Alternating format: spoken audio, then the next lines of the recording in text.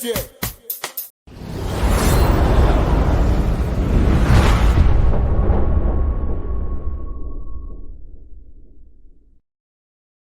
Ẹ kú dédé àsìkò yìí, àsìkò bójú ọjọ́ ṣe rí, a kú gbogbo rògbòdìyàn tó ń lọ káàkiri lọ́tùn-ún lósì lórílẹ̀‐èdè tí wọ́n ń pè ní Nàìjíríà.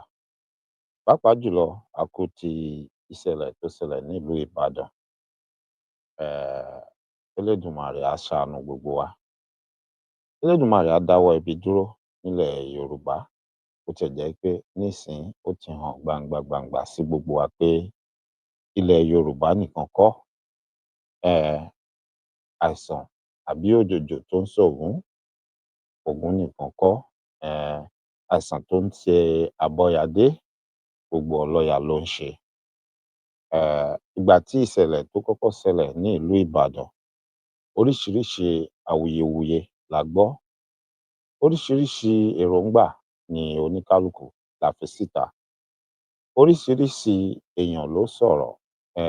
Èmi ò wá dá ẹnikẹ́ni lẹ́bi o, mi ò sọ pé ẹnìkankan mọ̀ ọ́n sọ, mi ò sọ pé ẹnìkankan ò mọ̀ ọ́n sọ.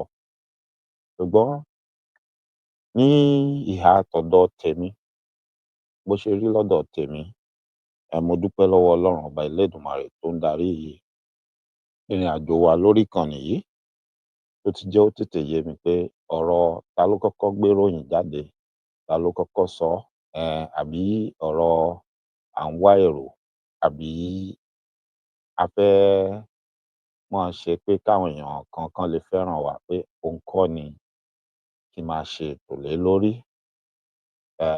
Ṣùgbọ́n kí n máa gbìyànjú gbogbo bí ó bá ṣe wù tí ó yá àbí tí ó pẹ́ tó, kí n farabalẹ̀, èyí tó bá yẹ kéèyàn wádìí kí n wádìí, kí n má sì torí ìfẹ́ tí mo ní sí èèyàn àbí torí nǹkan kan tẹ́nìkan ti ṣe fún mi, kí n sáré jáde máa sọ̀rọ̀, kó má lọ di pé nígbẹ̀yìn ọ̀rọ̀ á bábòmíì yọ.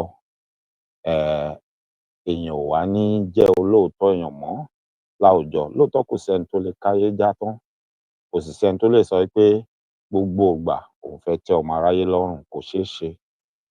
Èèyàn á gbìyànjú ni. Ṣùgbọ́n ẹ má jẹ́ á gbàgbé ọ̀rọ̀ àwọn àgbà, wọ́n ní tó bá sọ pọ́lọ́run rí ẹ, jẹ́ kí ọmọ ẹ̀dá èèyàn náà jẹ́ kán rí ẹ. Bọ́lọ́run bá ń gbẹ̀rí ẹ jẹ́ pé ò ń gbìyànjú, jẹ́ káwọn ọmọ ẹ̀dá èèyàn náà tán mọ̀ ẹ́, tán wà ní sàkání ẹ, jẹ́ kán lè gbẹ̀rí ẹ jẹ́ pé mo jẹ́rìí lágbájá, ohun tó ń sọ yìí, tí ò bá lóhun tó rí kò tíì ní sọ bẹ́ẹ̀. Ó máa ń dáa lọ́pọ̀lọpọ̀ ìgbà. Mo wá kí gbogbo wa wípé a kú bó ṣe rí, a kú bó ṣe ń lọ. Ǹjẹ́ gbogbo mọ̀lẹ́bí, gbogbo ìdílé tí aburú yìí tó ṣẹlẹ̀ sí, mo bá yín kẹ́dùn o. Torí ẹ̀ gan mi ò ní ṣe ètò, kì í ṣe pé mo wá ṣe ètò. Ẹ rí i pé lọ́jọ́ àná, ìjọ́ Jímọ̀, àti òní, ìjọ́ Sátidé, mo máa ń gbìyànjú kí n ṣe ètò. Ṣùgbọ́n ọkàn mi ò ṣètò torí ohun tó ṣẹlẹ̀, ọkàn mi ò ṣètò rárá, ọkàn mi ò tiẹ̀ sọ̀rọ̀. Ẹ̀mí mi ní kí n má ṣe nǹkan kan, kí n má sọ nǹkan kan. Kì í ṣe tàìrí ètò ṣe, kì í ṣe tàìrọ́rọ̀ sọ. Ohun tí mo lè sọ ó pọ̀, ohun tí mo lè ṣe létò ó pọ̀. Ṣùgbọ́n kó má dàbí pé èèyàn ò tiẹ̀ sọ nǹkan kan rárá, ó níwọ̀nba tí mo ń ṣe, tí mo fẹ́ ṣe fẹ́rẹ́fẹ́ yìí. Mo kí gbogbo mọ̀lẹ́bí, gbogbo ìdílé tí ọ̀fọ̀ ṣẹ̀, tí aburú ṣẹlẹ̀ sí. Elédùmarè á tù yín nínú. Gbogbo àwọn ọmọ wẹ́rẹ́ tí wọ́n ṣaláìsí náà tọ̀, ó yé Elédùmarè jù wá lọ. Gbogbo ohun tó wù kó jẹ́, gbogbo bó ṣe wù kó jẹ́, táwa ò mọ̀, tóníkálukú wa kàn sọ èrò ọkàn wa àbí ìhà tá a kọ sí, ó yé Elédùmarè, kedere ló wà níwájú Elédùmarè. Mo gbà á ládùúrà k'Elédùmarè kó tu gbogbo àwọn mọ̀lẹ́bí tó pàdánù ọmọ nínú ìṣẹ̀lẹ̀ yìí, àti tìbàdàn, àti ti Onitsha àbí Anambra náà pè ní, àti Àbújá. Mo gbà á ládùúrà k'Elédùmarè kó tu gbogbo wọn nínú. Yàtọ̀ sí àwọn tá a gbọ́ lórí afẹ́fẹ́ tíròyìn gbé, gbogbo ibikíbi tó wù náà kí àwọn ìṣẹ̀lẹ̀ láabi tó ti ń ṣẹlẹ̀ lọ́wọ́lọ́wọ́ tó mẹ́mìí àwọn èèyàn lọ tá a gbọ́, Mo gbàdúrà fún àwọn ìdílé náà pé kí Ọlọ́run ọba kó tù wọ́n nínú. um ó bó ṣe kù dẹ̀dẹ̀ kọ́dún yìí parí, ká má gbúròó ibi, ká má gbúròó aburú nínú ilé wọn mọ́ àbí nínú ilé ẹnikẹ́ni nínú wa láṣẹ Èdùmàrè, káṣẹ ọ̀run kó sì gùn bá a ṣe sọ yìí. Ó ṣeni láàánú pé ohun tó ṣẹlẹ̀ ṣẹlẹ̀. Ṣùgbọ́n ṣẹ rí kókó ohun tí mo fẹ́ sọ gangan, tí mo fẹ́ jẹ́ kó yé gbogbo wa ni pé a à ní ìjà láàrin ara wa, a sì ní ọ̀tá láàrin ara wa. Ṣùgbọ́n a ní àwọn ọ̀bàyéjẹ́ èèyàn láàrin wa. Kódà láàrin mẹ̀kúnnù tá jọ ń pera wa ní mẹ̀kúnnù, tá jọ ń pera wa ní poor masses pé the haves and the have not. Láàrin àwa tá ń sọ pé àwọn kan ò ní, àwọn kan ní. Láàrin àwa tá ń sọ wí pé àwa kan laráàlú, àwọn kan ni olóṣèlú tí wọ́n sọra wọ́n dolórí, àtolórí ẹ̀sìn, àtolówó, àti gbajúmọ̀ láwùjọ pé wọ́n ti pín wa sí méjì, wọ́n sì fi àlàfo sí i. Ìpín sí méjì tán sì pín wa ni pé olówó gbajúmọ̀ láàrin ìlú, àwọn tó mọ̀yàn láàrin ìlú, àwọn tó ń ṣe ìjọba, àwọn ọba, gbogbo wọn àti àwọn tó pera wọn lólórí ẹlẹ́sìn, wọ́n dára wọn mọ̀, wọ́n mọ bọ́n ṣe ń ṣe pẹ̀lú ara wọn, wọ́n mọ bọ́n ṣe ń yanjú ọ̀rọ̀ ara wọn, ṣó ti yé báyìí. Àwa tó wá kù la wà ní ìdàkejì, lápá kejì. Ṣùgbọ́n lọ́pọ̀lọpọ̀ ìgbà ohun tí ò yé ọ̀pọ̀lọpọ̀ wa ni pé nígbà tó bá yẹ ká jọ dìde ká dúró tira wa, ká dojúkọ ọ̀tá kan ṣoṣo tí gbogbo wa jọ ní, oníkálukú yóò máa bínú pé ẹ̀ṣẹ̀ tí lágbájá ti ṣẹ̀ mí tẹ́lẹ̀, àbí kinní kan tí tàmẹ̀dú ti ṣe, àbí torí pé ẹni yìí ó ti ṣe àwọn nǹkan kan tá a rò pé bóyá ó fi ń ṣègbéraga pé òun lòun mọ nǹkan ṣe jù, òun lòun mọ nǹkan tò jù, àbóun lòun dáa jù, á gbé e wọnú ẹ̀.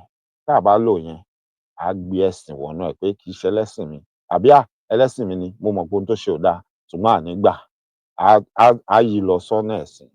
Tàbí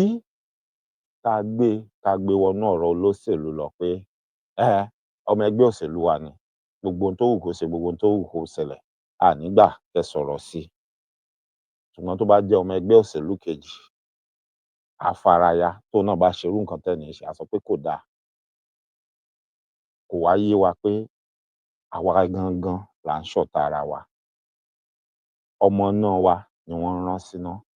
Àwọn tó dá gbogbo ìjà yìí lẹ̀, tán ń dá wàhálà yìí lẹ̀, àwọn ni mo ti ṣàlàyé ṣáwájú yẹn tán dúró sápá kan.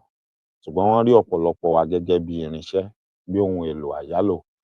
Kódà ó ṣeé ṣe kí ìṣẹ̀lẹ̀ ṣẹlẹ̀ síkan láàrin wa kó jẹ́ kan nínú ẹni tó fara mọ́ wọn yálà nípa ti apá tibi abala òṣèlú. Ṣùgbọ́n tá a bá ní àròjinlẹ̀, tá a bá farabalẹ̀, tá a bá wò ó dáadáa, ohun tó ṣẹlẹ̀ nígbà tí nǹkan bá ṣẹlẹ̀ ni kẹ́ ẹ jẹ́ ká sọ̀rọ̀ lé lórí, ni kẹ́ ẹ jẹ́ ká lọ sórí ẹ̀, ni kẹ́ ẹ jẹ́ ká yanjú. Kì í ṣe affiliation tẹ́ni yẹn ní àbí àwọn nǹkan tó ti ṣẹlẹ̀ tẹ́lẹ̀ ká wá mú wá, ká wá fi máa wá fẹ́ fi ra ọ̀ràn sẹ́ni yẹn lọ́rùn pé ó ṣe gbá, ó ṣàwo, òun ni kinní kan bó ṣe máa ń ṣe nìyẹn. A fi ń kóbára wa ni, a sì fi ní rí ojútùú ọ̀rọ̀, á sì máa fi fún àwọn ọ̀bàyéjẹ́ èèyàn, àwọn ọ̀dàlúrú tó ń febi pàlú, tó jẹ́ kíyàn mú, tó dá yánpọnyánrin lẹ̀, tó sọ gbogbo èèyàn di arebipa, aláìníròònú, aláìníròrí, tí ò mọ̀yí tó kàn. Bí ò bá jẹ́ bẹ́ẹ̀ ni, mi ò ní sọ̀rọ̀ lọ bí ọ̀rọ̀ Alhaji Dr. Oríyọmí Hamzat, mi ò sì ní sọ̀rọ̀ lọ bí ọ̀rọ̀ Olorì Naomi. Àdúà lèmi máa ṣe fún wọn pé tọ̀, àwọn méjèèjì tí mo dárúkọ yẹn, tó bá jẹ́ pé àwọn ni wọ́n mọ̀ọ́mọ̀ tí wọ́n ṣeṣẹ́ láabi àbí tí wọ́n dá wàhálà ilẹ̀ tán fẹ̀mí àwọn ọmọ yìí ṣòfò, k'Elédùmarè kó ṣèdájọ́ fún wọn. Gbogbo ìdájọ́ tó bá tọ́ sírú ẹni tó ń ṣerú ẹ̀, gbogbo ègún tó wà nínú Bíbélì àti Kùránì, k'Elédùmarè kó wà á lé wọn lórí. Ṣùgbọ́n tó bá jẹ́ wí pé kò rí bẹ́ẹ̀, àwọn èèyàn kan ló fẹ́ máa ra ọ̀ràn sí àwọn ẹni yìí lọ́rùn, tí wọ́n sì mọ̀ọ́mọ̀ tí wọ́n fẹ́ máa ra ọ̀ràn yìí sí wọn lọ́rùn nítorí pé ìdí kan àbẹ́kejì, bóyá ìwọ jẹ́ sọ̀rọ̀sọ̀rọ̀, àwọn kan ti ráwọn ẹni bí ọ̀tá, wọ́n sanwó fún ẹ, wọ́n wá ní kó bá wọn rúná sọ́nà ọ̀rọ̀ tó wà nílẹ̀ nítorí pé wọ́n rò pé o lérò àbí o mọ̀rọ̀ sọ, ìwọ náà wá ń jáde láì wádìí, láì mọ ohun tó ṣẹlẹ̀, ó wá ń ka ẹ̀sùn sí wọn lọ́rùn. Gbogbo ègún tó wà nínú Bíbélì àti Kùránì, k'Elédùmarè kó máa wá lé irú ẹ̀yin bẹ́ẹ̀ tẹ́ ẹ̀ ń mọ̀ọ́mọ̀ ṣe é, tẹ́ ẹ̀ tiẹ̀ rówó pé ẹ jẹ́ á wádìí kiní yìí, tẹ́ ẹ dẹ̀ fẹ́ ba àwọn èèyàn wọ̀nwọ̀nyí lórúkọ jẹ́. K'Elédùmarè bá mi mú gbogbo ègún tó wà nínú Bíbélì àti Kùránì tóníkálukú yín nígbàgbọ́ nínú ẹ̀, èyíkéyìí nínú àwọn ẹ̀sìn yẹn tó bá ń ṣe, kó bá mi wá lé ẹ lórí. Tó bá sì jẹ́ dáadáa náà lẹ ṣe, tó jẹ́ pé ẹ ti rídìí ẹ̀, ẹ ti wádìí ẹ̀, òótọ́ lẹ̀ ń sọ, gbogbo ire, gbogbo ọlá àtọrọ̀ tó wà nínú Bíbélì àti Kùránì, èyí tó bá tọ́ sí yín ńbẹ̀, k'Elédùmarè kó bá mi fi jíǹkí yín, kó máa jẹ́ tiyín.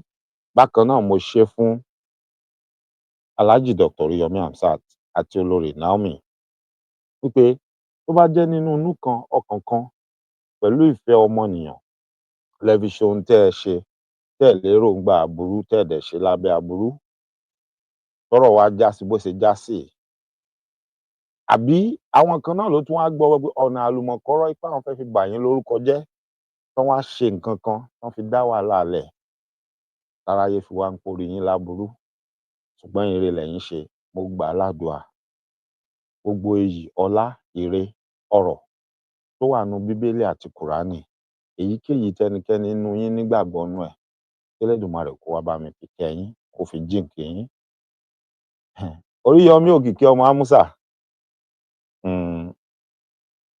àmì wo ni? Yes, this too shall pass away. Relax and don't be disturbed. As long as you don't know anything and you don't have anything to do with this, you are going to come out unscathed. Nothing will happen to you. Kò sí nǹkan kan tí ó ṣe yín. Fíní ladìyẹ ń toko èmì mọ́bọ̀, ẹ̀ ń padà bọ̀ ńlé. Ẹni tí ò jẹ gbì kì í kú gbì. Olorì Naomi, I will say the same thing to you. If you know nothing about this, yes, this is just a trial. You will come out triumphantly. Nothing will happen to you. Now, fún gbogbo ẹ̀yin olùgbọ́ mi, mo fẹ́ jẹ́ kẹ́ ẹ farabalẹ̀. Mo ní láti ṣe bí mo ṣe ṣe yẹn nítorí tí mi ì bá ṣe bẹ́ẹ̀, á rí wèrè kan tí ó jáde tí ó lóun fẹ́ wá bú mi, tí ó ní ṣèbí ó ti sọ tẹ́lẹ̀tẹ́lẹ̀, ara àwọn ẹ̀gbọ́n rẹ̀ l'Oríyọmí Hamzat, ara àwọn tó ń wá àwòkọ́ṣe wọn nìyẹn. So mo ní láti ṣe bí mo ṣe ṣe yẹn, bí mo ṣe máa ń ṣe fún other people náà ni mo ṣe ṣe fún wọn yẹn, tí ò sí pé mo jayò pa àbí mo sá pamọ́ síbì kankan. Èmi o, lórí ọ̀rọ̀ yìí, mi ò tíì ní nǹkan kan sọ. Alhaji jẹ̀bi, ó jàre o, I don't want to talk about that. Because kò sóhun tó wù kí n fẹ́ sọ. Àwọn èèyàn ní kí lẹ fẹ́ kó sọ? Ṣèbọ́gà rẹ̀ ló pè é, ṣèbí ẹni tó gbà fún ni, ṣèbí ẹni tó ń pè lẹ́gbọ̀n rẹ̀, tó sọ pé ara àwọn àpèjúwe tóun ń tẹ̀lé nìyẹn. Ṣùgbọ́n nínú ẹ̀kọ́ tá a kọ́ mi gẹ́gẹ́ bí ọmọ kékeré tó súnmọ́ àgbà, ọmọ ọ̀dọ̀ àgbà, ó ní mo ṣe pé gbólóhùn tí mo pè yẹn pé àmì wo ni? Òun sì ni mo ṣe pé gbólóhùn tí mo pè yẹn pé eré ọmọdé ni. Níwọ̀nba ìgbà tí Oríyọmí Òkìkí ọmọ Ámúsà tí ò bá ti mọ nǹkan kan nípa ohun tó ṣẹlẹ̀, ó ń padà bọ̀ ńlé, kò sí nǹkan kan tí ó ṣẹlẹ̀. Níwọ̀nba ìgbà tí Olorì Naomi tí ò bá ti mọ̀dí ohun tó ṣẹlẹ̀, tí ò mọ nǹkan kan nípa ẹ̀, ó ń padà bọ̀ ńlé, àmì wo ni? Kò sí nǹkan kan tí ó ṣe é. Ṣùgbọ́n kò bá dùn mọ́ mi nínú, inú mi ò bá dùn, ara mi ò bá yá gágá. Bá a ṣe ní àwọn èèyàn tó máa ń tọpinpin ìròyìn, tán máa ń tọpinpin ọ̀rọ̀, tán máa ń wádìí wúlẹ̀wúlẹ̀, tán máa ń túṣu désàlẹ̀ ìkòkò, tá a bá lè rírú wọn tí wọ́n ó dìde, tí wọ́n ó wá lọ ṣèwádìí ọ̀rọ̀ yìí látilẹ̀, ilẹ̀ pẹ̀pẹ̀, bó o ló ṣe bẹ̀rẹ̀, báwo ni iṣu ṣe kú, tọ́bẹ̀ ṣe bẹ́, ẹ gbàgbé pé Alhaji jáde wọ́n ti sọ̀rọ̀, ẹ gbàgbé pé iléeṣẹ́ rédíò Àgídìgbo jáde wọ́n sọ. Ó lè ṣe kó jẹ́ pé wọ́n ń roko sọ́dọ̀ ara wọn ni. Ó ṣeé ṣe pé wọ́n ń gbìyànjú àti dáàbò bo orúkọ wọn ni. Ẹ jẹ́ á gbàgbé gbogbo yẹn. Ẹ jẹ́ kí àwọn tí a ti mọ̀ tán máa ń tọpinpin ìṣẹ̀lẹ̀, tá a dẹ̀ mọ̀ pé orí òótọ́ ná máa ń dúró sí, ẹ jẹ́ kán wádìí ọ̀rọ̀ yìí dáadáa. Kán wá kó gbogbo àbọ̀ wọn, gbogbo ìwádìí wọn ibi tó bá forí sọ, kán wá kó jáde, kán wá gbé e sáyé, kán jẹ́ kí gbogbo wa gbọ́. Ṣùgbọ́n èmi ti sọ kinní kan fún wa tó dájú. Àwọn èèyàn tẹ́ ẹ mú mẹ́nu tẹ́ ẹ̀ ń pariwo yìí, ẹbi ò sí lọ́wọ́ wọn. Nítorí pé kí ni? Àwọn olóṣèlú, àwọn ọ̀jẹ̀lú, àwọn adarí ìlú tí wọ́n náwọn ń ṣèlú, àwọn ni wọ́n jẹ̀bi ọ̀rọ̀ yìí látìbẹ̀rẹ̀. Lọ́dọ̀ tèmi ni o, lójú témi fi wò ó. Tẹ́ bá ní kí n ṣáá wò ó, mo ti ń sọ ọ́ lórí àwọn ètò kọ̀ọ̀kan tí mò ń pè wọlé sí. Ìlú tí ò bá ti sófin, kò sẹ́sẹ̀ ńbẹ̀. Ẹ lọ mú wá fún mi níbi tí wọ́n kọ ọ́ sí nínú òfin orílẹ̀-èdè yẹn tó dẹ̀ fìdí múlẹ̀, tí wọ́n dẹ̀ ń ṣàmúlò ẹ̀ pé ẹnikẹ́ni tó bá fẹ́ ṣe ayẹyẹ àbí tó bá fẹ́ ṣe àṣeyẹ, àwọn òfin tó dé rèé o, báyìí ni kẹ́ ẹ ṣe rìn o, báyìí ni kẹ́ ẹ ṣe ṣé o. Tí ì ṣe wípé wọ́n kàn fi í lẹ̀ pé kóníkálukú máa fọgbọ́n orí àti ọpọlọ kó máa fi ṣe ohun tó fẹ́ ṣe. Léléyìí tí ò rí bẹ́ẹ̀ láwọn ìlú tó dàgbà sókè. Mo sì rí àwọn ọ̀pọ̀lọpọ̀ àwọn èèyàn wa tó ń jáde pé irú ẹ̀ ò lè ṣẹlẹ̀ l'Amẹ́ríkà, irú ẹ̀ ò lè ṣẹlẹ̀ nílùú òyìnbó, ẹ stop ẹ̀. Ó ń ṣẹlẹ̀. Tí tiẹ̀ tún ṣe pé wọ́n fẹ́ fún wọn ní nǹkan ọ̀fẹ́, ó ń ṣẹlẹ̀. Ohun tí ò ṣẹlẹ̀ ni pé àwọn ọmọ kéékèèké kọ́ ló ṣẹlẹ̀ sí, àwọn àgbàlagbà ló ṣẹlẹ̀ sí. Títí wọn tiẹ̀ tún wá ṣe pé wọ́n fẹ́ fún wọn ní nǹkan ọ̀fẹ́. Go online, do your research, search for it. Black Friday sales.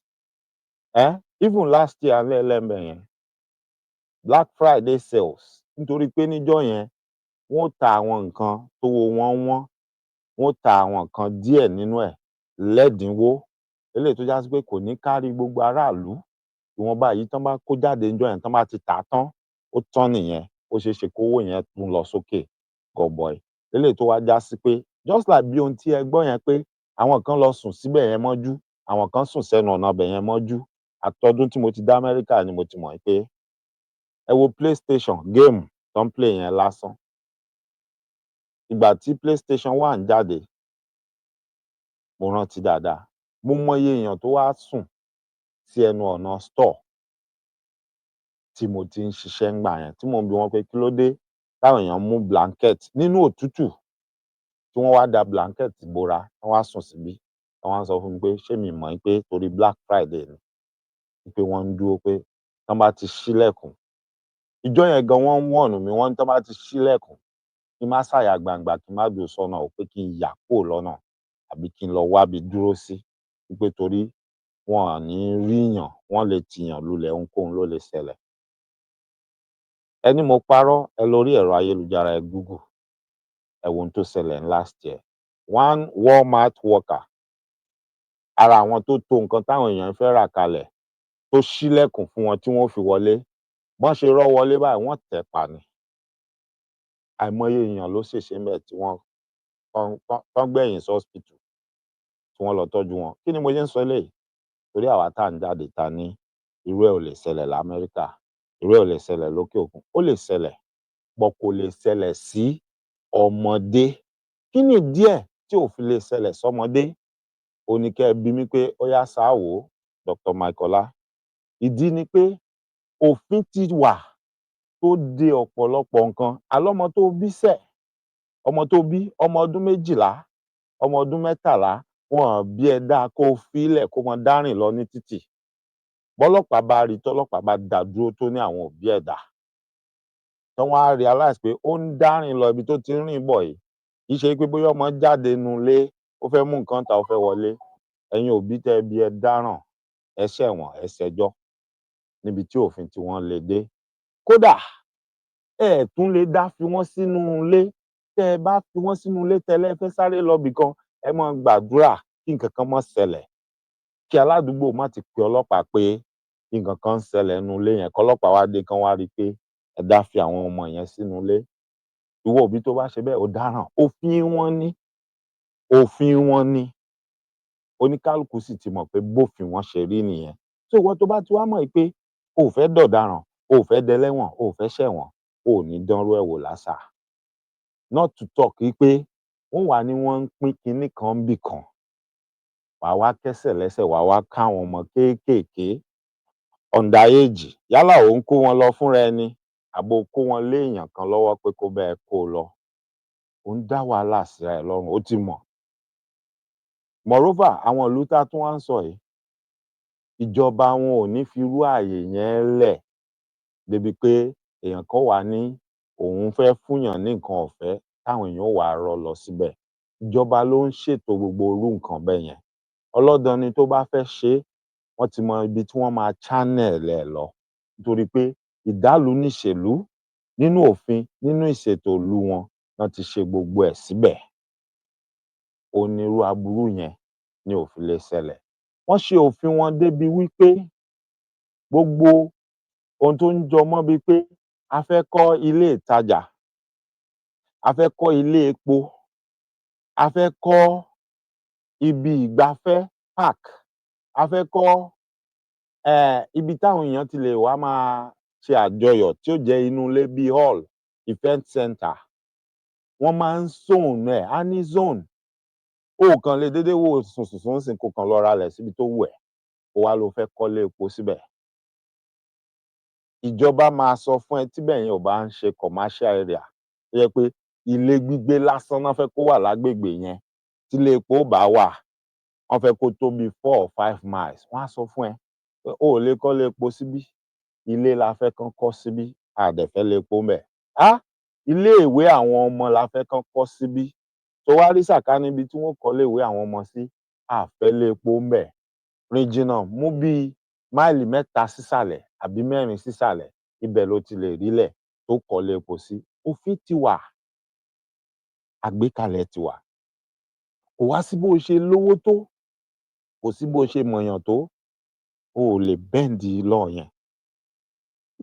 O ò lè bend ẹ̀, wọn ò ní gbà fún ẹ. Bọ́n bá tún wá kọ tán, òfin ti wà tó sọ wípé kò sí bó ṣe fẹ́ jẹ́ ẹ bá wọnú bẹ̀, á níbìkan tán kọ sí pé at full capacity iye èèyàn báyìí ló gbọ́dọ̀ wà nínú ibí, kò gbọdọ̀ kọjá ẹ̀, kò gbọdọ̀ fìkan lé.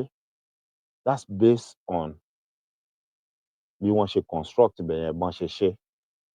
Ibi tí ọ̀rọ̀ wọn le dé ní àwọn ìlú tí ẹ fi ń ṣe àpẹẹrẹ tẹ́ ẹ̀ ń sọ yìí, ǹjẹ́ ẹ mọ̀ wípé nínú ilé family, ìjọba wọn lófin débi pé ó níye ẹ̀yin tẹ́ ẹ lè máa gbébẹ̀. Àwọn èèyàn lè máa dọ́gbọ́n sí o, kán pọ̀, kán máa fúnra wọn, kán máa pọ́ra wọn mọ́bẹ̀ o. But bíjọba bá mọ̀, ó lófin tó dé, ó níye ẹ̀yin tẹ́ ẹ lè wà nínú ilé tó níye yàrá báyìí, tó dẹ̀ ní ilé ìwẹ̀ àti ilé ìgbọ̀nsẹ̀ báyìí.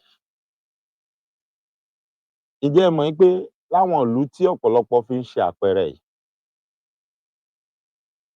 ó níye ọjọ́ tí wọ́n ó fi mọ̀ wípé ilé yìí o, èèyàn wà ńbẹ̀ wọ́n ń gbébẹ̀, ṣùgbọ́n kò sómi ẹ̀rọ tó ṣeé mu tó ń dà ńbẹ̀ nítorí pé àwọn tó ń ṣe omi wọ́n ti já omi yẹn, wọ́n dẹ̀ mọ̀gbà táwọn ti já, ó ti yé yín? Wọ́n dẹ̀ mọ̀ péèyàn ń gbénú ilé yẹn. Wọ́n dẹ̀ ti mọ̀ wípé omi yẹn náà lẹ̀ ń lò tẹ́ máa fi ṣe kíni? Tẹ́ máa fi flush ilé ìgbọ̀nsẹ̀ toilet. Òun náà ni omi tó ń wálé yẹn náà, òun lẹ̀ ń lò tẹ́ máa fi fọ abọ́, òun lẹ̀ ń lò tẹ́ máa fi wẹ̀, òun lẹ̀ ń lò tẹ́ máa mu, òun lẹ̀ ń lò tẹ́ máa fi dáná.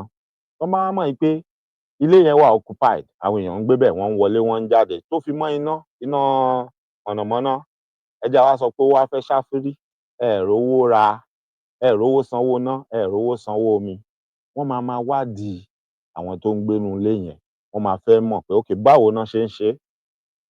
Ṣé wọ́n fẹ́ sọ pé wọn ò lo ilé ìgbọ̀nsẹ̀ ni?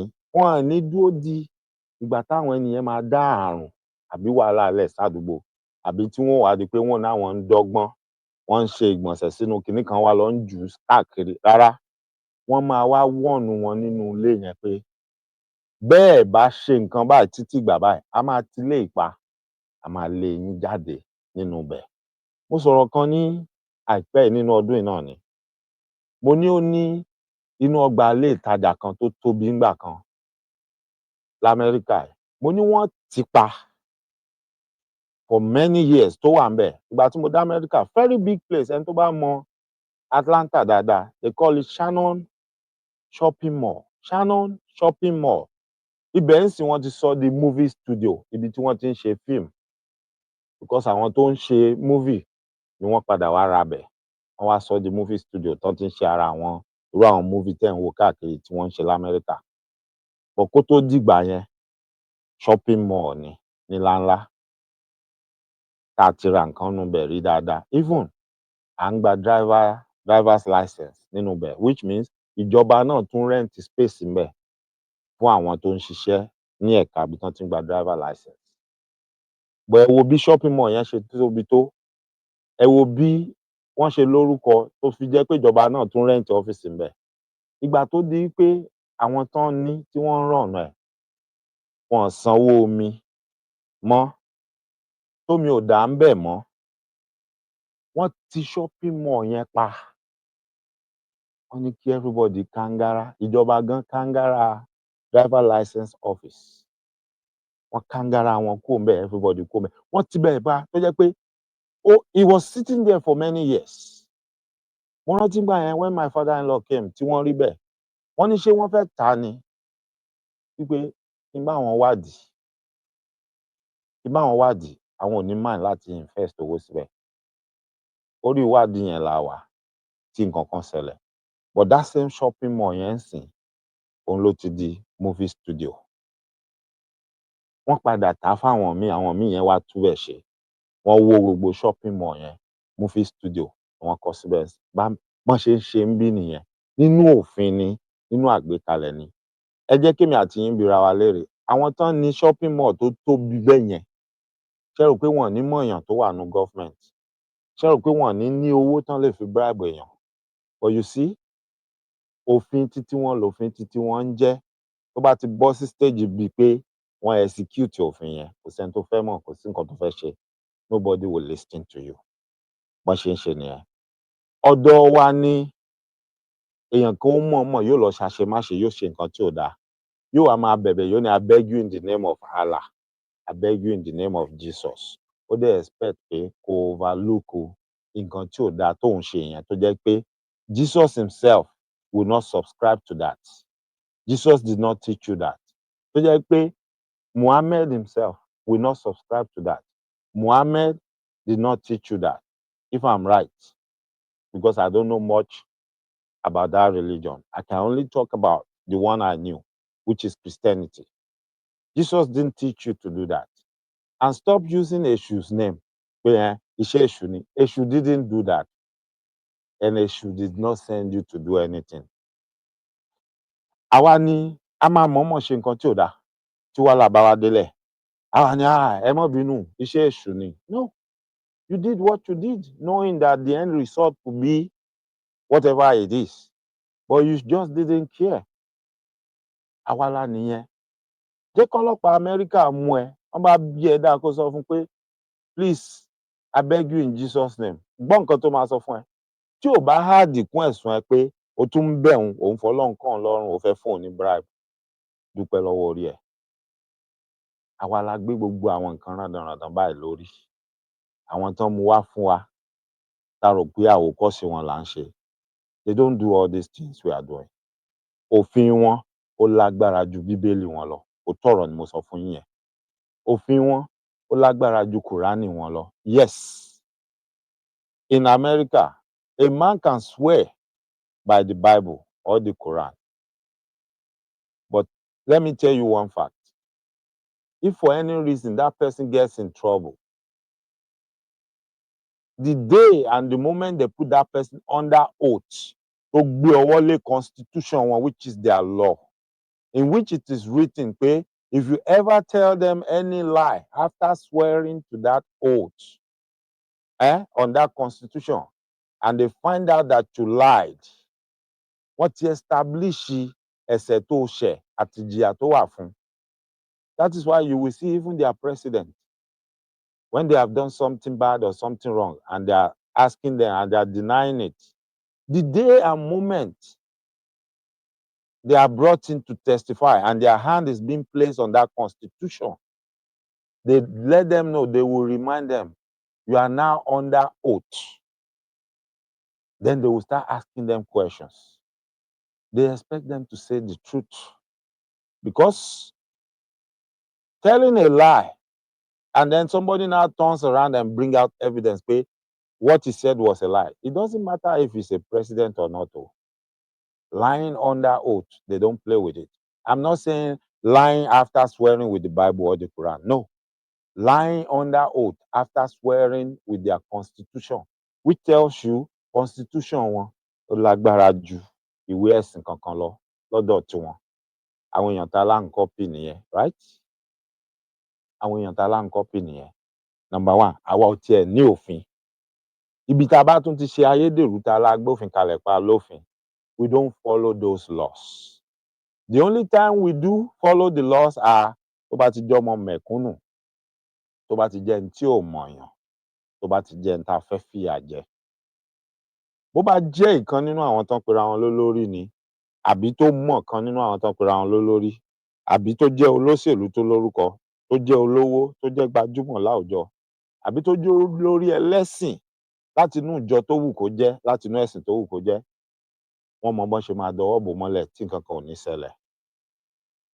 Ẹnu àwọn tó ń jìyà òun ni mẹ̀kúnnù àtọmọ mẹ̀kúnnù. Mẹ̀kúnnù tó bá lágídí gan, tó bá lóun ó ná wọ̀nba change tó wà lọ́wọ́ òun ó bá wọn fà á, òun ò ní gbà torí ọjọ́ iwájú, torí ẹlòmíì. Wọ́n tún lọ wá àwọn agbẹjọ́rò wèrè kan, àwọn senior aṣièrè of Nigeria, táwọn ti ní gbogbo setup tí wọ́n need láti ní láyé tó jẹ́ pé wọ́n ti mọ̀ pé tó bá ti dàrú tí ò lójútùú mọ́, ẹ pè mí, tẹ́ bá ti lè sanwó mi. I will buy the case for you. Màá lọ ra ẹjọ́ yẹn fún yín.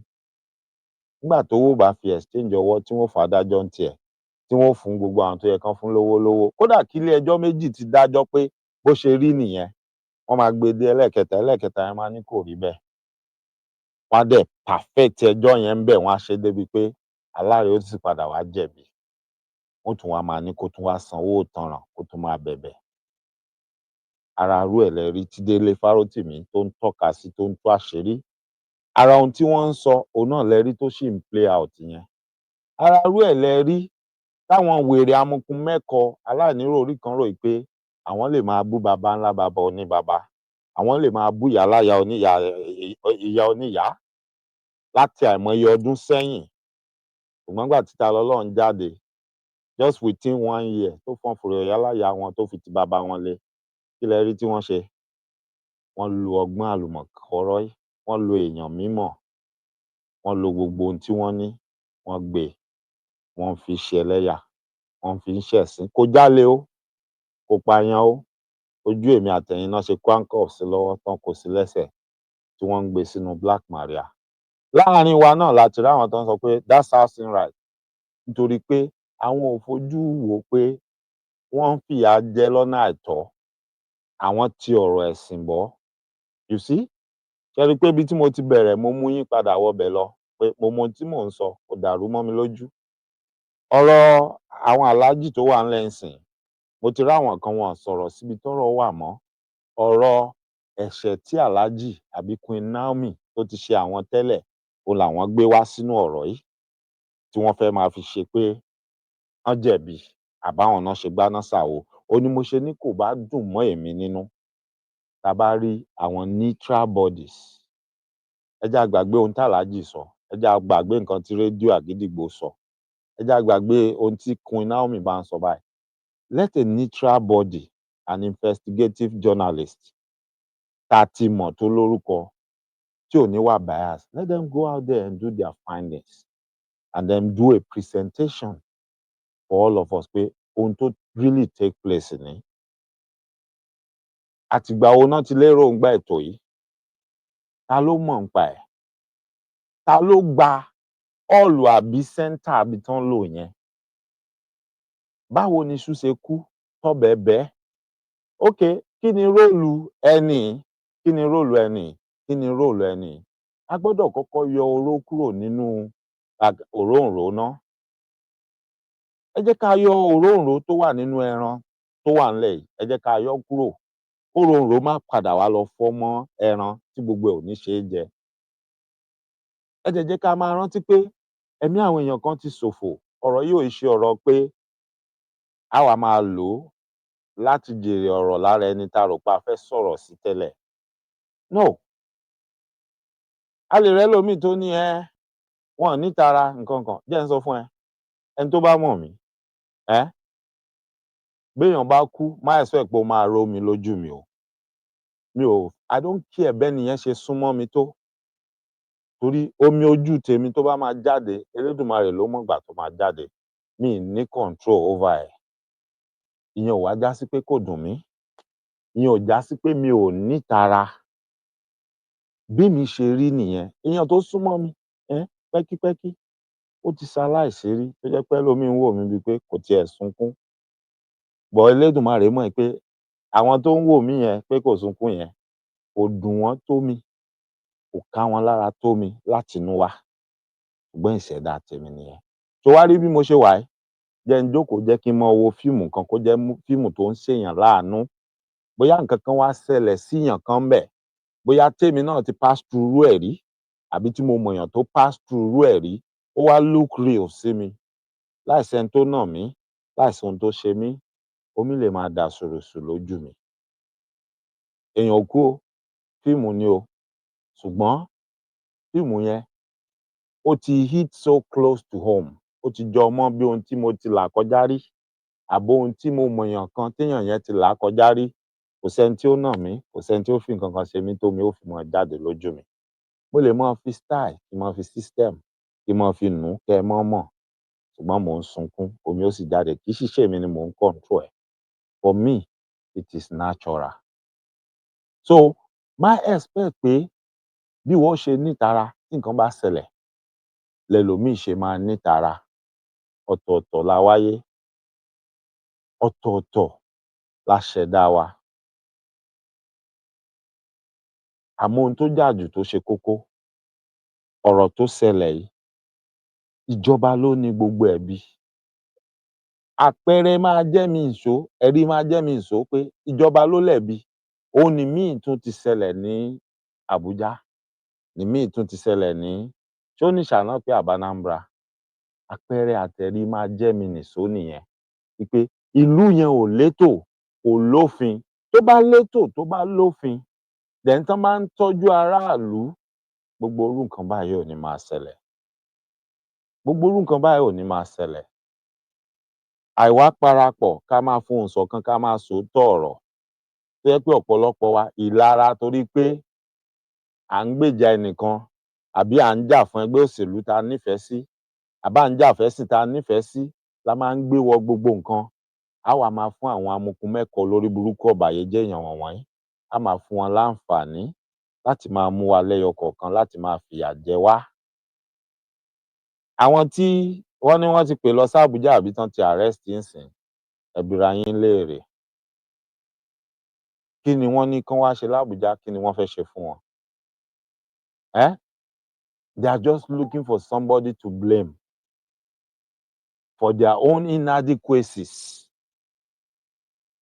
for not taking care of their own responsibilities. Ṣebí ìlú onílùú làwa kan ń gbé yìí? Bó bá tiẹ̀ jẹ́ pé àwa kan lè ní a nífẹ̀ẹ́ sírú nǹkan bẹ́yẹn a kì í lọ gbà á. Wọ́n láwọn ètò now. Yes, ẹni tó bá ti lè prove pé mò ń ṣiṣẹ́ o, àmọ́ owó tí mò ń gbà kò lè tó fún iye family tí mo ní, iye èèyàn tó ń gbélé mi. Ẹ mọ̀ pé ó ní mo ṣe ní gbogbo nǹkan wọn létò. Wọ́n ti ṣe chart wípé a family of 5 averagely ó yẹ kí ẹ lè máa ní iye báyìí àsìn tẹ́ ń pa lóṣù àbí tẹ́ ń pa lọ́dún. Nítorí pé expectation wa ni pé ìgbà tẹ́ fi yọ owó oúnjẹ tẹ́ fi ṣe gbogbo ẹ̀, ó yẹ kẹ́ ẹ ní tóye báyìí. Wọ́n wá ṣètò pé ìwọ tó bá ti lè prove pé ẹ̀ ń ṣiṣẹ́ o, but owó tó ń wọlé fún yín kò tó iye tá a sọ yẹn, ẹ fall sí category ẹ wà entitled fún ìrànlọ́wọ́ ìjọba. Kí ni wọ́n wá ṣe? Wọ́n ní ọ́fíìsì fún where you will go. Ó ti yé yín? Àwọn yẹn ná ń pè ní àtindífàs. or Department of Child Services or Department of Family Services. Tó o bá lọ bẹ̀, ó lóhun tán máa béèrè lọ́wọ́ ẹ̀. Wọ́n á establish fact pé bóyá o ní green card, ìwé ìgbélùú, social security number ẹ. Then wọ́n á béèrè, okay, ẹ̀yin mélòó lẹ̀ ń gbélé yín? Báyìí. Okay, ẹ rẹ́ǹtì ilé ni àbẹ́yìn lẹ nílé? Èló lẹ̀ ń san? Then èló lò ń gbà? Once they get all this information, they already know what they are looking for. Tó o bá qualify, ibẹ̀ ni wọ́n ti sọ fún ẹ pé okay, máa lọ, á ṣe processing kínní. Ìjọba ní nǹkan tí wọ́n máa fún ẹ lóṣooṣù láti máa ràn ẹ́ lọ́wọ́ láti supplement ohun tí ẹ̀ ń gbà yìí. Àmọ́ ohun tí a fẹ́ fún ẹ yìí, oúnjẹ lẹ ẹ́ máa fi rà, kì í ṣe owó pé mo wá fẹ́ mu ọtí, ó wá lọ ra ọtí ńbẹ̀. Kì í ṣe owó pé mo fẹ́ lọ klọ́ọ̀bù, ó wá lọ sanwó klọ́ọ̀bù ńbẹ̀. No, it's purely meant for food. And I think tó bá dénú store ní Georgia ńbí, they call it food stamp. The government will give you food stamp, a card for food stamp. So any grocery store or any store where they sell groceries, tí wọ́n ń gba food stamp, tó bá ti débẹ̀, wàá lọ mú gbogbo nǹkan tó bá fẹ́ rà, tó bá rà á tán, which must be groceries, oúnjẹ bíi bread, milk, ẹyin, nǹkan, fruit. Tó bá ti rà á tán, ẹran, ẹja, wàá wá sí cashier, wàá fún wọn ní káàdì yẹn, wọ́n á rọ̀nù ẹ̀, wọ́n á yọ owó nǹkan tó rà ńbẹ̀.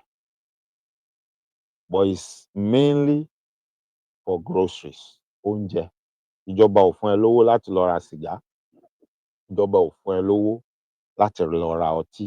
Ṣé a rí àwọn èèyàn tó ń dọ́gbọ́n sí i, tán fi ń ra sìgá, tán fi ń ra ọtí? Yes.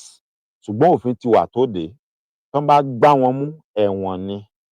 Ìwọ tó o tà á fún wọn gan, tó mọ̀ pé káàdì yẹn was not meant for that, ṣùgbọ́n tó dọ́gbọ́n tà á fún wọn, ijọ́ tán bá gbá ẹ mú, ó ti níye fáìnì tó máa san, ó dẹ̀ ti níye ẹ̀wọ̀n ọdún àbóṣù tó máa lọ ṣe. You see? Ìlú tí ò bá ti sófin kò ṣẹ́ṣẹ̀. Àwọn míì tún gbọ́gbọ́n pé wọ́n á tà á, ṣẹ mọ̀, oúnjẹ náà lè fi rà, right? But wọn ò fẹ́ fi ra oúnjẹ.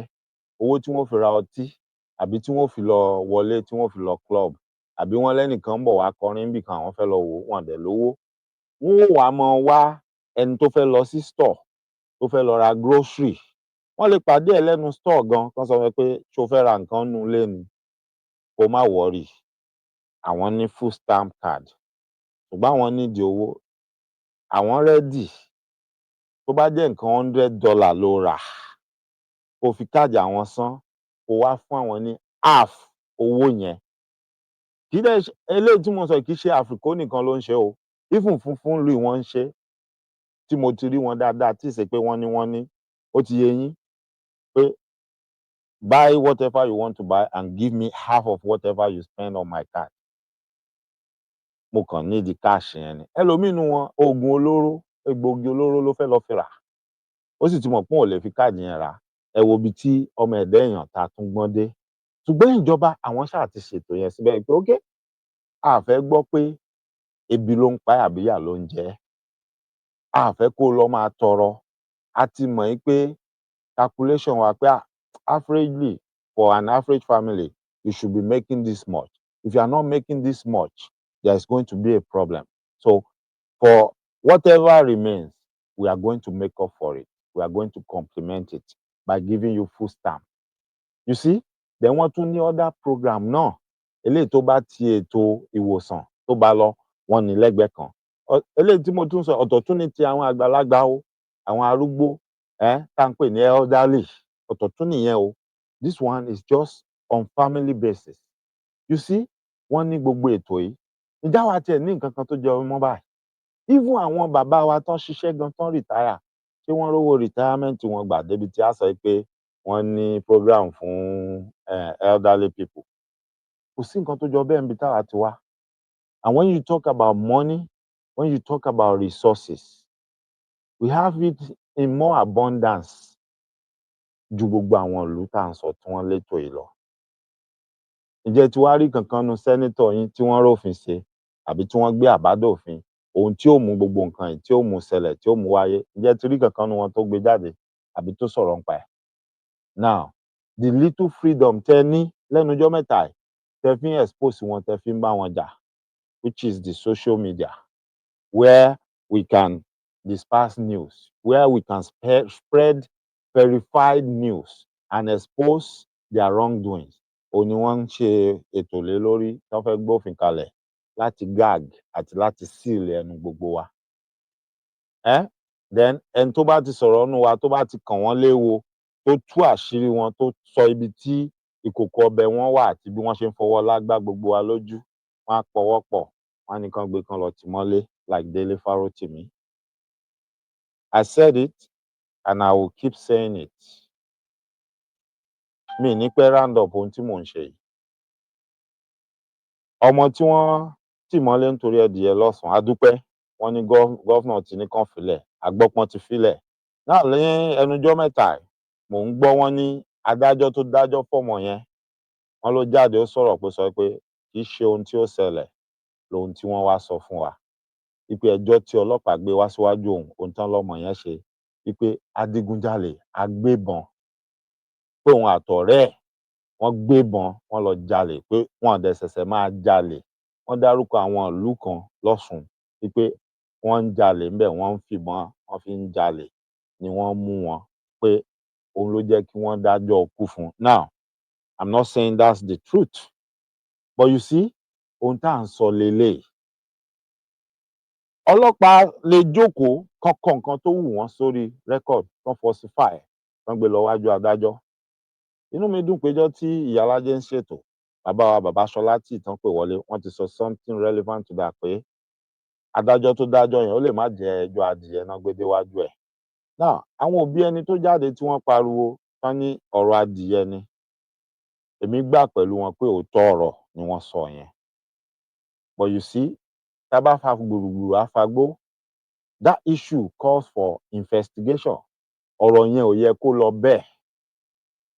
Àwọn wo lọlọ́pàá tó gbé kéèsì yẹn, tán ṣe case file yẹn, tán gbé lọ wájú adájọ́, tọ́rọ̀ ají adìyẹn tó di ọ̀rọ̀ adigunjalè, armed robber tó ń lòbọn, tó ń pààyàn, tó fi di pé wọ́n ń dájọ́ ikú fẹ́ni tó gbádìẹ, tó bá jẹ́ ohun tó ṣẹlẹ̀ nìyẹn. Ṣé kò yẹ kán wádìí ẹ̀? Kò yẹ kán wá ojú àwọn ọlọ́pàá tó ṣerú iṣẹ́ yẹn jáde? Ṣé kò yẹ kí wọ́n jìyà ẹ̀ṣẹ̀ wọn? But who is talking about that now? So ohun tí Délé Fárótìmí sọ, ṣó ń ṣe àbí ò ṣẹ? Ṣó ń yé wa báyìí? Ṣé èèyàn kan tó lówó, òun ló sọ pé àní mo fẹ́ kán bá mi dájọ́ ikú fún ni, tó sanwó fáwọn ọlọ́pàá yẹn, táwọn ọlọ́pàá yẹn wá wò pé the only way tá a fi máa make sure pé wọ́n dájọ́ ikú fún ni, ẹ já sọ pé òun ni adigunjalè, agbébọn tó ń ṣiṣẹ́ níbi báyìí, tó ń ṣe báyìí, ẹ já parọ́ mọ́. Ṣó ṣeé ṣe kó jẹ́ bẹ́ẹ̀? Mi ò sọ pé bó ṣe jẹ́ nìyẹn, but ṣó ṣeé ṣe kó jẹ́ bẹ́ẹ̀? Now, ẹ jẹ́ n wá sọ fún yín, mo ní kì í ṣe àkọ́kọ́, eléyìí ṣe àkọ́kọ́ pàjẹ́ àjẹ́ wọn. Mo ní there was a previous case some years back tèmi gan wà aware, ọmọ tán ló jí fóònù lÉkòó, which later a tún gbọ́ gan pé kò jí fóònù yẹn, ó rí he ni. But torí pé wọ́n track fóònù yẹn, wọ́n bá a lọ́wọ́ ẹ̀, tí wọ́n náà gbé déwájú adájọ́, tádájọ́ ní pé kán lọ yẹgi fún un. Now, I told you, I call one of my friends. Ó láwọn máa look into it, pé àwọn gan ti ń sọ̀rọ̀ lórí àwọn fẹ́ ṣiṣẹ́ lórí ẹ̀. But later, somebody else told me pé wọ́n ti pa ọmọ yẹn. Up to date, mi ò gbọ́ any other thing pa ọmọ yẹn mọ́. There are so many more tí wọ́n tì mọ́lé báyìí tán ti dárú ẹjọ́ ikú yẹn fún, tó jẹ́ pé nǹkan tán náà ṣe, they are just minor stuff. Tó jẹ́ pé ìjìyà ẹ̀ṣẹ̀ wọn bóyá kán lọ ṣẹ̀wọ̀n oṣù 2, ẹ̀wọ̀n oṣù 3, pátápátá ẹ̀ kán fi wọ́n sẹ́wọ̀n ọdún 1 àbí 2. Ṣùgbọ́n tí wọ́n ní kán lọ pa wọ́n, kán lọ yẹgi fún wọn. Wọ́n ti pa àwọn míì. Àwọn míì wà nínú ọgbà ẹ̀wọ̀n ńsìnyí tí wọn ò tíì pa wọ́n, tán wà ńbẹ̀ tán ń retí ijọ́ tán máa pa wọ́n. Question témi wá ń bi wá ni pé if we all say pé a ní gather together, a ní join hands to fight our common enemies and stop all this, ẹ jẹ́ n bi yín, ọmọ mélòó ni wọ́n máa dájọ́ ikú fún bẹ́ẹ̀, tá a máa jáde, tá a máa wá bẹ governor, tá a máa wá bẹ president? Are we supposed to be begging them, or we should demand and ask for the poor masses' right? Ṣó yẹ ká máa bẹ̀ wọ́n lórí ẹ̀tọ́ wa, lórí ohun tó tọ́ sí wa ni? Ṣó yẹ ká máa bẹ̀ wọ́n pé kán dáàbò bò wá? tó yẹ ká máa bẹ̀ wọ́n pé ẹ má jẹ́ wọ́n parọ́ mọ́ wa kán máa dájọ́ ikú fún àwọn ọmọ wa tí ò ṣẹ̀. Ṣé ohun tó yẹ kó máa ṣẹlẹ̀ nìyẹn? Àbí we should be facing them and telling them to their faces pé do something about this and make sure this is not going to repeat itself. A dúpẹ́ lọ́wọ́ gómìnà tó ní kán filẹ̀. Don't get me wrong, a dúpẹ́. A dúpẹ́ lọ́wọ́ àwọn òbí tó jáde tán tètè wá pariwo. A dúpẹ́ lọ́wọ́ ẹni tó ṣètò tí wọ́n tètè wá pariwo. A dúpẹ́ lọ́wọ́ gbogbo ẹni tó jáde tó sọ̀rọ̀ ńpa ẹ̀. A dúpẹ́ lọ́wọ́ gbogbo ẹni tó pín. A dúpẹ́ lọ́wọ́ gbogbo ẹni tó wò ó. A sì dúpẹ́ èsì ohun tó ṣẹlẹ̀. Ṣùgbọ́n ẹ jẹ́ á bira wa, ṣé tí míì bá tún ṣẹlẹ̀ ṣé ohun tá tún máa wá ṣe nìyẹn? Tó bá wá lọ jẹ́ gómìnà eléyìí tó lágídí tí ò gbọ́ tó ní kò séléyìí tó kàn òun kọ́ lòun fi síbẹ̀, ṣé bí wọ́n ṣe pa ọmọ ọlọ́mọ nìyẹn? Tá a bá wá láǹfààní láti dojúkọ àwọn èèyàn yìí ká bá wọn fà á pé a tiẹ̀ fẹ́ kírú nǹkan báyìí kó máa ṣẹlẹ̀ mọ́. Yálà ẹ̀ ń mọ̀ọ́mọ̀ ṣé ni àbó ń jáṣìṣe, ó yá a fẹ́ kẹ́ ẹ fòpin sí i. Èwo lẹ rò pé ó máa pé wa nínú méjèèjì? Wọ́n ní baálé ilé kú, ẹ folókùnrùn joyè, ariwo ẹkún tún kẹ́ẹ̀kan sí i. Òun lọ̀rọ̀ tá a ṣe kalẹ̀ yìí. Because we've not really uproot this evil. We've only put a plaster on it. Yes, thank God the boy, I don't know how far it's true, but we saw it on the news that the governor has ordered the boy to be released. He has been released. Let's agree it's so. What about the other ones that are still languishing and sitting in jail, waiting for the day they are going to be executed, based on the same issues, based on the same falsehood? Or do you think that boy is the only one? Do you think this thing is only happening in Osun State? No. There are so many more cases. Tó jẹ́ pé bóyá àwọn family wọn gan ò tiẹ̀ mọ̀ pé bẹ́ẹ̀ náà wà. Tó ṣe pé ó ṣeé ṣe gan kó jẹ́ pé wọ́n report wọn sí radio station àbí TV station kan pé ẹni àwọn kan sọnù àwọn ń wá, tí wọ́n dẹ̀ mọ̀ pé wọ́n ti mú, wọ́n ti parọ́ mọ́ pé ó ṣe nǹkan kan, wọ́n ti dájọ́ ikú fún un, ó wà nínú ọgbà ẹ̀wọ̀n ó ń retí ọjọ́ ikú. Yes, if you look at the case of that man tó ń bá àwọn chọ́ọ̀chì MFM fà á, tó o bá tí gbọ́ àbí tó bá gbọ́ tó bá ti gbàgbé, go back and listen to everything the man said. Kó o fi lọ wo bí ọlọ́pàá ṣe ń ṣiṣẹ́. Tó o bá wá fẹ́ lọ route yẹn, go back lọ wo Abba Kyari ìgbà tó ń operate. Take the case of Hush Puppy. Hush Puppy pẹ̀lú èèyàn wọ́n jọ ṣe deal. Ẹni yẹn lọ corner Hush Puppy, right? Which means Hush Puppy is a criminal. Abba Kyari gẹ́gẹ́ bí agbófinró tán ní kó máa mú àwọn ọ̀daràn. He knew Hush Puppy is a criminal and he has transacted a criminal business, right? And he knew that this other guy cornered Hush Puppy, right? Gẹ́gẹ́ bí agbófinró kí ni iṣẹ́ rẹ̀ tó yẹ kó ṣe? Ó yẹ kó mú Hush Puppy, kó dẹ̀ mú bọ̀bọ́ yẹn, kó dẹ̀ wádìí ohun tó ṣẹlẹ̀, káwọn méjèèjì lọ ilé ẹjọ́ kí wọ́n jìyà ẹ̀ṣẹ̀ wọn.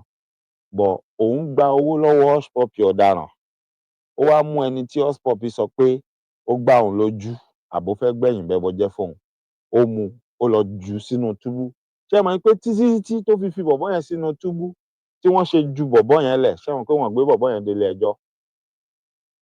Tó bá jẹ́ months ni bọ̀bọ́ yẹn lò nínú ibi tán fi sí, inú túbú Abba Kyari ni Abba Kyari tì mọ́. Ṣé Abba Kyari òun ni adájọ́, òun ni kóòtù, òun lagbófinró, òun ni lọ́yà? You see? Problem ni gbogbo kiní yìí jẹ́ fún wa. These things need to be fixed. Now, tá a bá wá sọ fún yín pé àwọn olórí burúkú tẹ́ ń wò wọ́n wọ̀nyí, gbogbo àwọn tán kóra wọn jọ yìí, none of them will do anything. They cannot solve your problem. They cannot fix it. Tá a bá wá sọ fún yín pé ọ̀nà àbáyọ wà o. Ọ̀nà àbáyọ yẹn ni pé kí Yorùbá ṣe kí ni?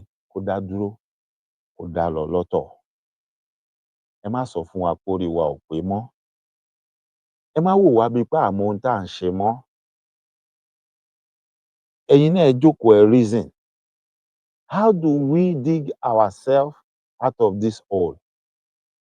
So many of you now, you love Alhaji Dr. Oriyomi Hamzat. So many of you love Queen Naomi, right? Now your loved ones are being whisked away to Abuja. You don't know what's going to happen. Based on the failure of your government, these people are only trying to do what the government failed to do. Yes, they didn't go about it the best of way. But wọ́n lámùkún ẹrù ẹ̀ wọ́. Olókè lẹ́ ń wo ẹ̀ wò sàlẹ̀. Let's go back to the root. How did we get here? Does Alhaji Oriyomi Hamzat need to be doing what he's doing? Does Queen Naomi need to be doing what she's doing if the government is doing the right thing? Even if they choose to do it, do you think people will be going? Ṣé mi tí n bá ti jẹun yó nílé mi tí mo wà okay? Ṣé mi ni màá lọ máa waste time mi? Ṣé mi tí n bá níṣẹ́ tí mo mọ̀ pé níbi iṣẹ́ mi tí mò ń lọ gan, owó tí máa mú wọlé within 2 or 3 hours ó ju 10,000 naira lọ. Ṣé mi ni màá ní mò ń lọ tò mo fẹ́ lọ gba 5,000 níbì kan? Àbí èmi ni màá ní kọ́mọ mi lọ gba 5,000 níbì kan? Táwọn gan ó bá máa ṣerú nǹkan bẹ́yẹn, ṣé wọn ò ní ní channel míì tí wọ́n ó fi máa ṣe knowing pé nobody will come out there. So ẹ jẹ́ ká wá bá ṣe máa ṣe tó máa kan àwọn èèyàn lára láì ṣe pé a fojú kàn wọ́n àbá rí wọn. Does it make sense? But you see, poverty is a weapon. Poverty is a weapon gẹ́gẹ́ bí wọ́n ṣe sọ. Àwọn tó dẹ̀ ń so lórí yín àtolórí ẹ̀sìn àti gbogbo wọn ni ẹ má yọ kankan kúrò nínú wọn. They have weaponized poverty so that they can keep everybody in check. So that everybody can obey them and listen to them. Ọ̀rọ̀ ti paradà sórí ọ̀rọ̀ apes obey. Apes, obey your masters. Apes, obey your masters. Ibi tọ́rọ̀ yẹn padà sí nìyẹn. And the few people that are coming out to say, let's see if we can make a change. Let's see if we can help our people. They cannot be perfect, and we should not expect them to be perfect. Mistakes will be made. Yes. Mo réyàn tó ṣe analysis tó ní ṣé wọn lè lọ gba stadium? Come on, come off it. Come off it. Ọ̀rọ̀ dé bọ́ lọ́gbọ́n dàbí òmùgọ̀. Alhaji Oriyomi Hamzat, mo mọ̀ pé gbogbo ohun tó ń ṣẹlẹ̀ yìí yóò ti yé eyín o.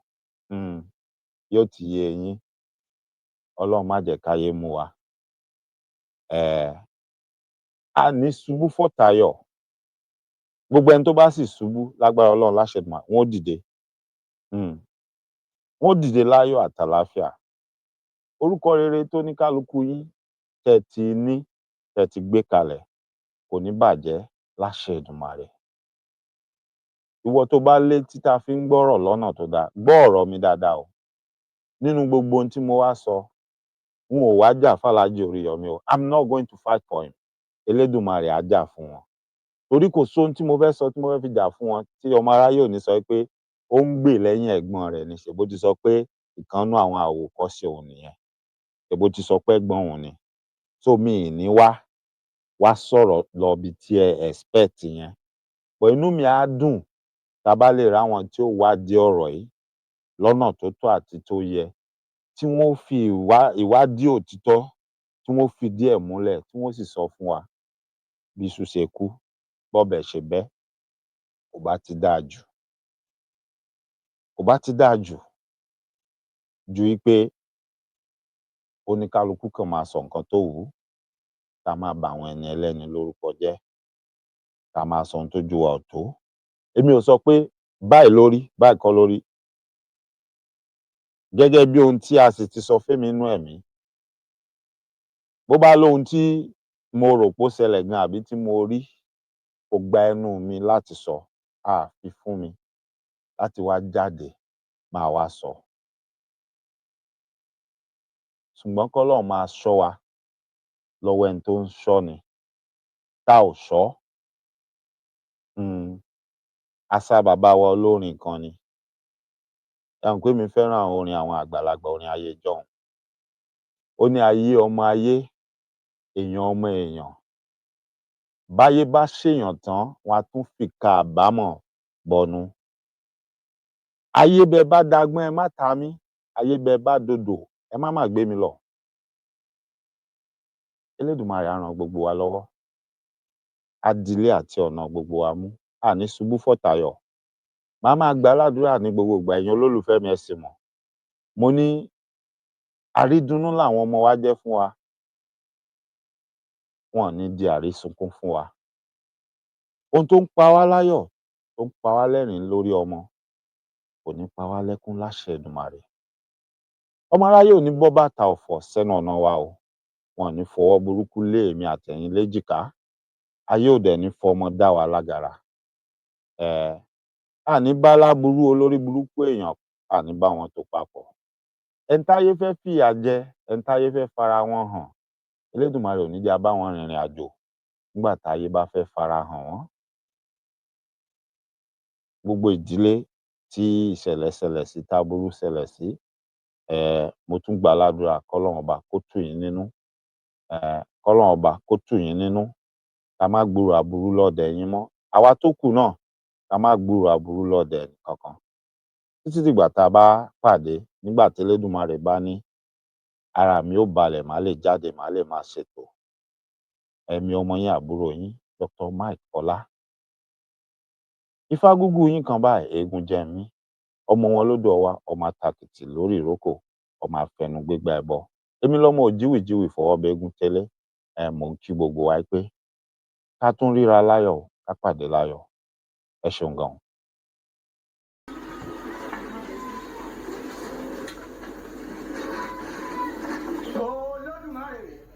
Olódùmarè ọdọwẹ o, ìwọ ìwòye ní ìwòyí di méjì ọdẹrin ló dífá fún ọlọ́fin àgbòdì wọn rán níjọ́ tó rúbọ àìkú, wọn ní ó rúbọ ó ru ó ṣe kò kú mọ́. Ìyẹn àwọn awẹ ìyìnfá ẹsẹ̀ tọ́nà ijó fà á. Ọ̀yànù kó tó lórin awó bá yọ sí lẹ́nu ní bá ń kọrin wípé ó ṣe ó Jésù, a ò máa yán ó ṣe ó Jésù. Àrísáré lọmọdé régún, àgbàgbọ̀n lobìnrin gbọ̀n orò. Kí gbogbo èèyàn máa fọwọ́ tèmi wọ̀ mí lónìí o. Ǹjẹ́ ó di gbẹ́rẹ́ fún? Mo fọ̀rọ̀ yìí mo tábà gbẹ́rẹ́ fún. Ó di gbẹ́rẹ́ fún o, mo ti fọ̀rọ̀ yìí mo tábà gbẹ́rẹ́ fún. Èmi Balógun, èmi ọ̀dára kankan bú o, ó ṣèwọ̀. Orí kan ṣoṣo lè jẹ́ oní títí túgbà orí ká.